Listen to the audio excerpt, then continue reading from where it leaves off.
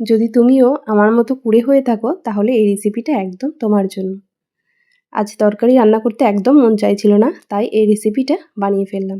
Recipe তৈরির জন্য পেঁয়াজ কলি, মটরশুঁটি, গাজর, আলু, পেঁয়াজ আর কাঁচা লঙ্কা কুচিয়ে নিয়েছিলাম। ভাতটা রান্না করা ছিল, গরম ভাত। এরপর কড়াইতে তেল দিয়ে পেঁয়াজ কলি, গাজর, আলু বেশ ভালোভাবে নাড়াচাড়া করতে হবে।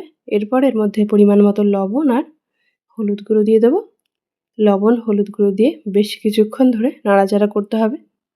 আলুটা সেদ্ধ হয়ে গেলে এটা তুলে নিতে হবে। এরপর আর একটু তেল দিয়ে সেই তেলে শুকনো লঙ্কা, জিরে, গোটা গরম মশলা ফোড়ন দিয়ে নেব। এর মধ্যে দিয়ে দিয়েছি পেঁয়াজ কুচি। পেঁয়াজ কুচিটা হালকা ভাজা হয়ে গেলে এর মধ্যে দিয়ে দিচ্ছি কুচিয়ে রাখা লঙ্কা। লঙ্কাটা দিয়ে হালকা নেড়ে চেড়ে এর মধ্যে দিয়ে দেবো 1 বাটি মটরশুঁটি। মটরশুঁটিটা দিয়ে বেশ ভালোভাবে একটু নাড়াচাড়া করে নেব।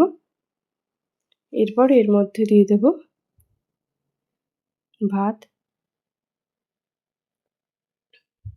এভাবে ভাতটা দিয়ে দিতে হবে কড়াইতে। এরপর ভাতটা দেওয়া হয়ে গেলে বেশ ভালোভাবে মিশিয়ে নেব মটরশুঁটি পেঁয়াজের সাথে। ভাতটা যাতে লেগে না যায় সেদিকে একটু খেয়াল রাখতে হবে। এরপর এর মধ্যে দিয়ে দিচ্ছি ভেজে তুলে রাখা মটরশুঁটি, গাজর, পেঁয়াজ কলি আর আলু। পরিমাণ মতো লবণ দিয়ে দিতে হবে, যেহেতু হালকা লবণ দিয়ে ভেজেছিলাম আলুটা। এরপর বেশ ভালোভাবে নেড়েচেড়ে এর মধ্যে দিয়ে দেব বিরিয়ানি মশলা। ঘরে ছিল এই জন্য দিয়ে দিয়েছিলাম।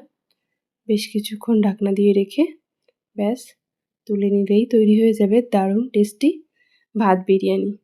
খেতে কিন্তু আমার অসাধারণ লাগে।